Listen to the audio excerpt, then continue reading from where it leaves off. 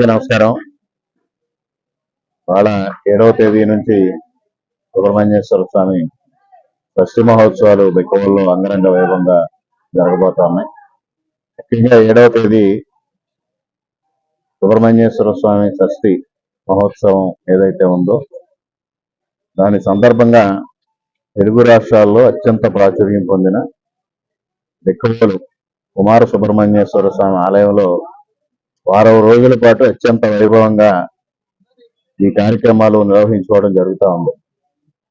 తెలుగు రాష్ట్రాల్లోనే కాదు అనేక ఇతర ప్రాంతాల నుంచి కూడా లక్షలాది మంది భక్తులు ఆ వారం రోజులు వచ్చి స్వామిని దర్శించుకోవడం, ముఖ్యంగా ఇక్కడ కుమార సుబ్రహ్మణ్యేశ్వర స్వామి ఈ ఆలయం గోలింగేశ్వర స్వామి ఆలయం ఏదైతే ఉందో చాళుక్యుల కాలం నుంచి ప్రాచుర్యం చెందింది.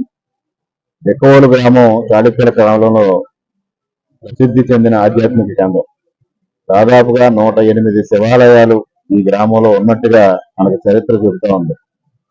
అటువంటిది ఇది ఈ రోజు పురావస్తు శాఖ ఆధ్వర్యంలో ఈ ఆలయాన్ని పరిరక్షించుకోవడం జరుగుతూ ఉంది. మరి ముఖ్యంగా ఏదైతే ప్రతి సంవత్సరం కూడా ఈ షష్ఠి ఉత్సవాలు ఘనంగా నిర్వహించుకోవడం జరుగుతూ ఉంది.